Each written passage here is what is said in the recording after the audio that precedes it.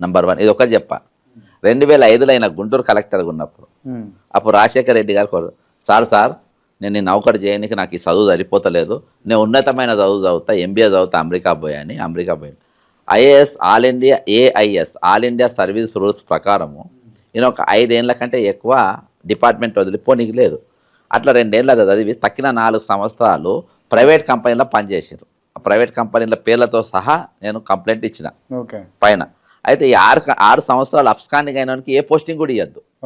కేసీఆర్ గారు ఏం చేసిందంటే నాకు మంచి ఫైనాన్స్ సెక్రటరీ కావాలి, దొంగ పద్దులు రాసేవాడు కావాలి అని చెప్పి ఈయనని తీసుకొచ్చుకోండు. ఈయన సార్ మనము చాలా ఇంట్రెస్టింగ్ ఉంటుంది సార్, మనము అవునా రామకృష్ణ నువ్వు ఏ కంపెనీలో పనిచేసినావు అంటే ఈ కంపెనీ, నాకు పైసలు బాగా రావాలంటే ఎట్లా చేయాలి. ఇప్పుడు అప్పుడు ఫైనాన్స్ మినిస్టర్ ఎట్లుండేది సార్, ప్రతి దానికి పద్దులు ఉండేది.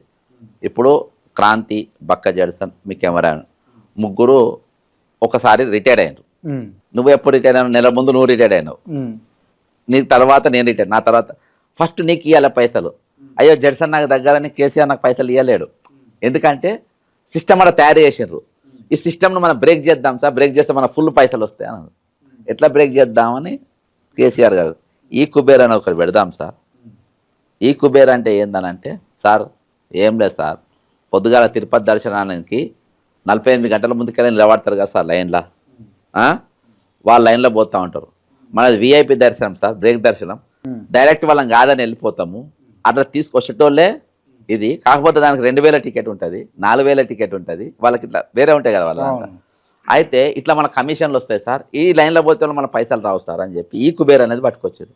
నీకు ఫస్ట్ బిల్లు రావాలంటే 10%, 15%, 20%, అట్లా ఖజానాను మొత్తం ఖాళీ చేయడం అనేది రెండోది. ఇప్పుడు 6 సంవత్సరాలు తప్పించకపోయింది రూల్స్కి వెళ్ళి. ఈ కుబేర్ అనేది తీసుకొచ్చి తెలంగాణ ఖజానాకి గండి కొట్టిపించిండు. ఈరోజు వరంగల్ సెంట్రల్ జైలు కుదబెట్టించి ఐడియా ఇచ్చింది ఈయననే. అన్నిటినీ దీన్ని కార్పొరేషన్గా మార్చి అప్పులు తెమ్మని ఐడియా ఇచ్చింది ఈయననే Ramakrishna. Because of the you Kuber civil supplies ఏమేమి కుదబెట్టానో ఐడియాలు ఇచ్చింది ఈయననే. పోలీస్ జీబులు, వ్యాన్లు మొట్టమొదటిసారి కుదబెట్టించింది ఈయననే. మొత్తానికి ఆర్థిక వ్యవస్థను సర్వనాశనం చేసింది రేవంత్ రెడ్డి గారు వచ్చారు ముఖ్యమంత్రి. రేవంత్ రెడ్డి గారు ఆర్థికంగా ఎందుకు తెలంగాణ 5 లక్షల అప్పు అయింది?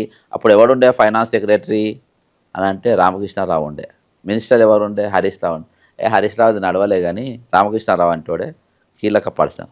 మనకు కూడా ఆడే కావాలి బాస్, ఆడైతేనే మనం ఇదవుతాం. చలో రామకృష్ణకు లాలో నువ్వు ఎడబెట్టలే రామకృష్ణారావును. రామకృష్ణ నేను ఇన్ని దొంగతనాలకు చెప్పిన రామకృష్ణారావు అనేటువంటి ఉండాలి, ఎంక్వైరీ పెట్టి ఐఎస్కెల్ కూడా బీకి జైలుకు పంపాలి. ఎడబెట్టుకున్నావు, చీఫ్ సెక్రటరీకి ఎడబెట్టుకున్నావు, రిటైర్డ్ అయిండు, మళ్ళీ ఎక్స్టెన్షన్ ఇచ్చుకుంటూ పోతున్నావు. దేనికోసం ఇస్తున్నావు? మంచిగా లుటాయించి పెడుతున్నాయి కాబట్టి పెట్టుకున్నావు. ఓకేనా? ఇక ధర్మం 4 పాఠాల మీద కాకుంటే నీకు శివధర్ రెడ్డికి ఒక న్యాయము, నేను అన్ని పెద్ద తలకాయలు తీసుకొని అంటే రాష్ట్రం 4 గుర్తుపట్టాలి కదా, బుడ్డల గురించి మాట్లాడితే ఎవడు గుర్తు? రామకృష్ణారావుకు ఒక న్యాయం అంటే నీకు నిజాయితీలు నచ్చది, నీకు నిజాయితీలుగా నీ బ్యాండెడ్ క్వీన్స్, బ్యాండెడ్ రాజాస్ నస్తారు, బందిపోటు రాజాలు, బందిపోటు రాణిలు నీకు నస్తారు. వాళ్ళ కోసం అప్పుడు నీకు ఇన్బ్యాలెన్స్ కాకుంటే ఏమవుతుంది? నీకు ఎవడైతే వాడు పడతాడు. ఇక